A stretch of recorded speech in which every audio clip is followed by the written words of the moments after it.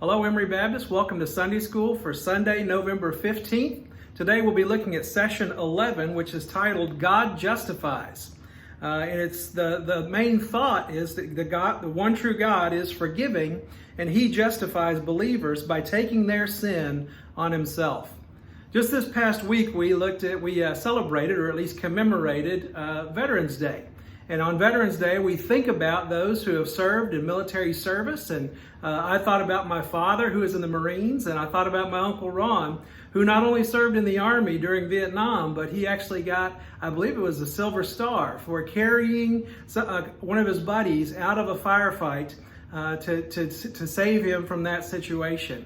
And he's really humble about it when he tells that story. But we remember people like that who sacrifice themselves, who give of themselves. And even though my Uncle Ron lived through it, we know there are many, many military people who do not live through some of those times that they give of themselves, that they sacrifice themselves. And we talk about those people with high honor a lot because it's part of, I believe, God's creation in us, that we recognize sometimes some very biblical thoughts. And so as we're looking at Isaiah chapter 53, we're going to talk about the person that's actually, he's called the servant throughout the book of Isaiah, but it's this unnamed person throughout Isaiah. It's a lot of times talking about Israel as a nation, and sometimes it talks about Isaiah as a servant, but there's also this unnamed servant, this prophecy of one who is to come, that is often what we see connected to Christ whenever Christ did come. And so as we look at Isaiah 53, we're going to think about how God Himself sacrificed to pay the way for sinners. As we look at the first section, it's entitled Despised, which comes from Isaiah 53, verses 1 through 3. Verses 1 and 2 say, "Who has believed what we have heard? And to whom has the arm of the Lord been revealed? He grew up before Him like a young plant and like a root out of dry ground. He didn't have an impressive form or majesty that we should look at Him, no appearance that we should desire Him."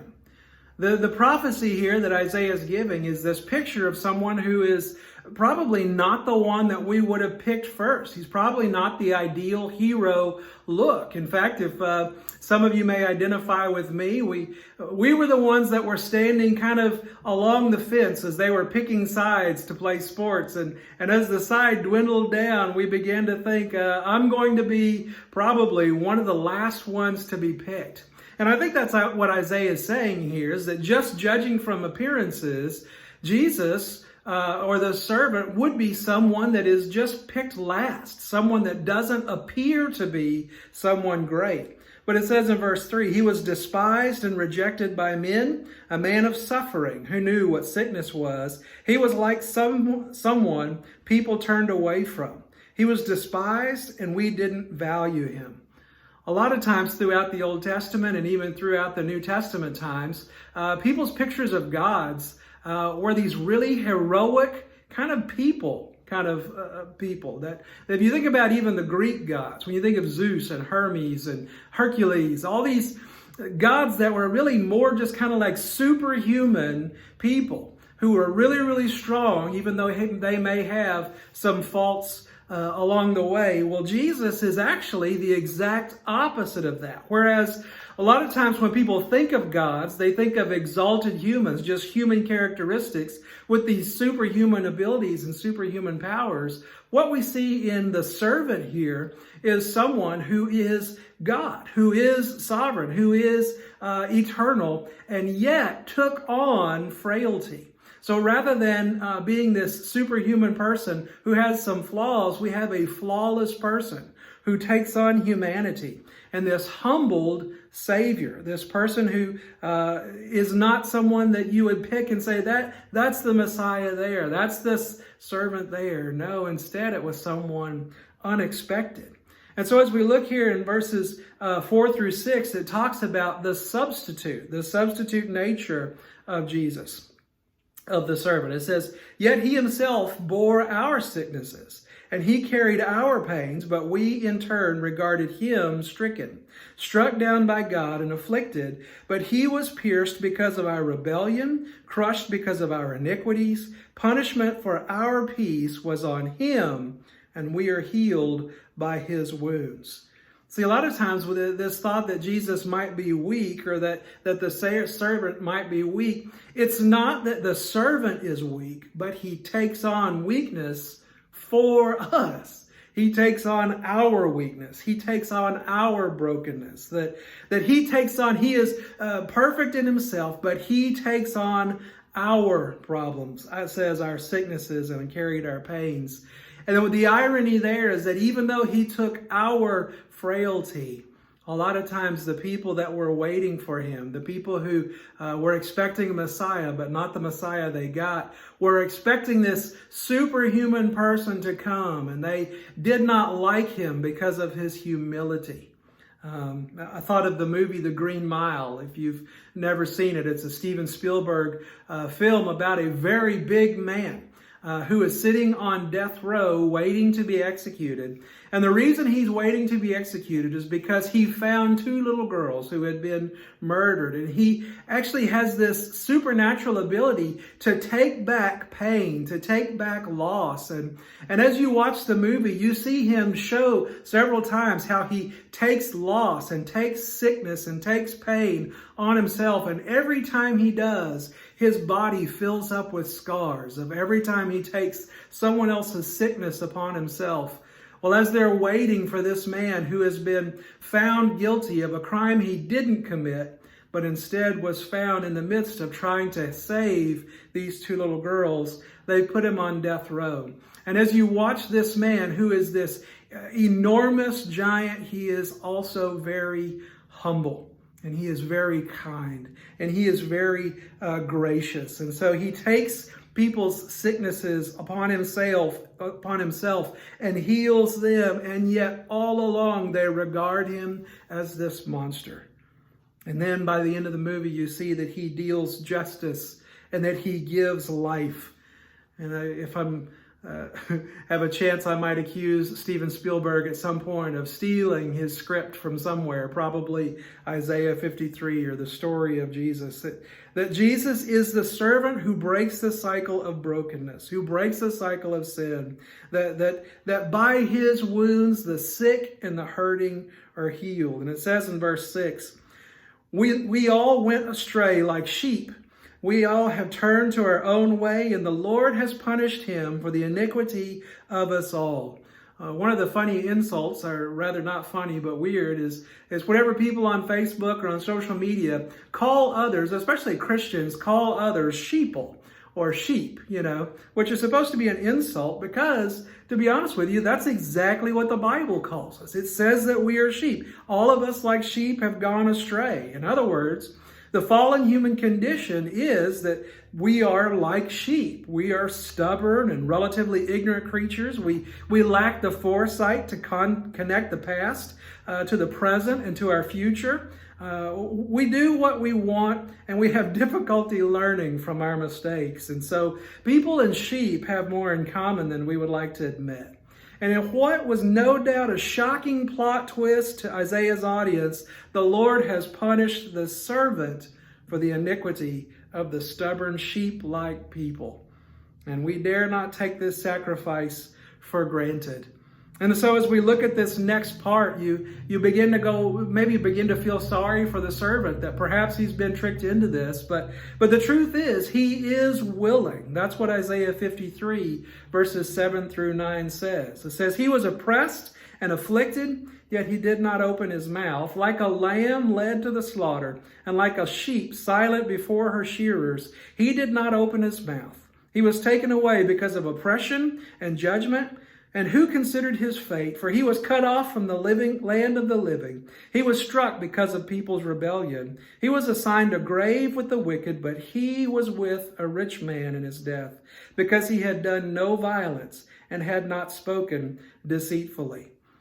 This passage reminds me of Philippians chapter 2, verses 5 and 6 that talk about Jesus who humbled himself willingly. In fact, the phrase that it uses is, thought it not robbery to hold on to the station that he had before he became human. It's an interesting phrase that to think, thought it not robbery. And if you could kind of express it like this, if you were to walk through a crowd of people that you don't know, and you had your purse or you had your wallet with you, what would you do to protect your purse or protect your wallet to make sure that no one got their hands on it? I know for me, when I walk through a crowd, I have a front pocket wallet, so I tend to put my hand on my wallet and hold my wallet with me. I remember when I went on a mission trip a couple years ago, we went to Madagascar, and I had some, in Ariari, you had to carry a lot of currency because the dollar buys, trades for a lot of Ariari, which is the denomination there. And so I had a lot of bills with me that just felt like a lot of money. It probably really wasn't a lot of money, but I had a lot of bills with me. And as people gathered around me, I really began to be nervous about where I had placed those Ariari in my pockets and around me. And I was concerned that someone might take it from me.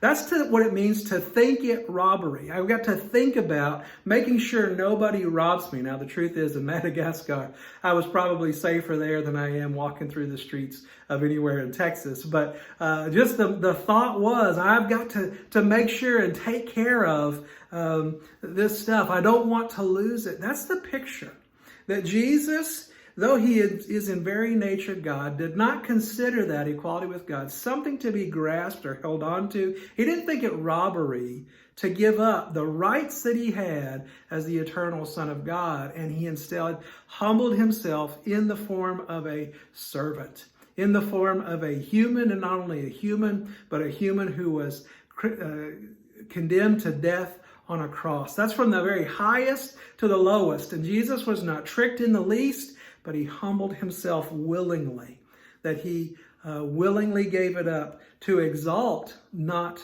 himself, but to exalt the Father for God's glory and for our good.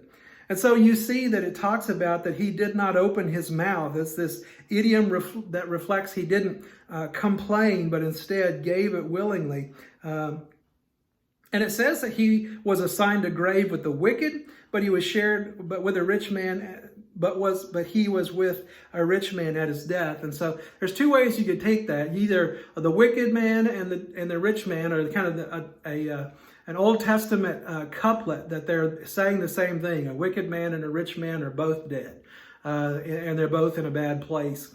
Or it could be, sometimes Hebrew poetry does this. It has a one side and then an inverse. And so it could say he was counted among the wicked, but he was with the rich man in his death, which means that even though he was counted, even though he died as a wicked man, he was still regarded after his death by the honor that he had. And I tend to think that's the case because this verse is actually quoted in the New Testament when it talks about Joseph of Arimathea, who buried Jesus's body in a tomb, in his own tomb, a rich man. Joseph of Arimathea was a rich man, and he honored Jesus in his righteousness, even though he recognized Jesus did not deserve to die. Even though he might not have fully understood what it was that was happening, he recognized that Jesus was more righteous than even the people that had condemned him. And so here in verses 10 through 12, it talks about sacrifice. It says sacrificed. And it says, yet the Lord was pleased to crush him severely. When you make him a guilt offering, he will see his seed. He will prolong his days, and by his hand the Lord's pleasure will be accomplished. After his anguish, he will see light and be satisfied. By his knowledge, my righteous servant will justify many, and he will carry their iniquities. Therefore, I will give him the many as a portion, and he will receive the mighty as a spoil, because he willingly submitted to death and was counted among the rebels. Yet he bore the sin of many and interceded for the rebels. So you see this picture that Jesus sacrificed himself, and because of his sacrifice, he accomplishes something that was completely unexpected. That when he dies, he still lives to see the seed. Throughout the New Testament, you see this theme of death and resurrection. There's a story where Jesus goes with a father who is asking him to pray for his daughter. And as they arrive at the house, everybody says, "Don't bother the teacher. Don't bother the teacher anymore. Your daughter is dead." And Jesus' response was, don't listen to them. Instead, believe. He says, "Your daughter is not dead, but is sleeping." And as Jesus went into that house, he sent out all the mourners, and he raised this little girl from the dead. And you see this father restored back to his child. You see them connected together. I thought also of the story of Lazarus in John chapter 11, where Jesus was a good friend with Lazarus and with Martha and Mary. And it says that they sent a message to Jesus that Lazarus is sick. And where Jesus was, he stayed 3 days more. And then after he left 3 days, he went back. And as he had arrived, Lazarus had been in the grave 4 days. And so everybody, even Martha and Mary, came up and said, "If only you had been here, he would not have died." And Jesus' response is, "I am the resurrection and the life."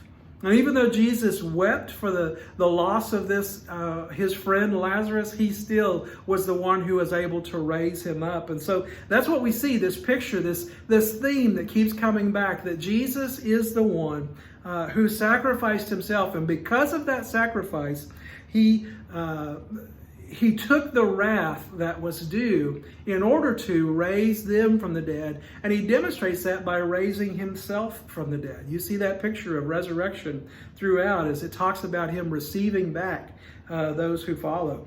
The picture here is that sin incurs the judgment of God. And whenever Jesus sacrificed himself, he took the judgment of God upon himself.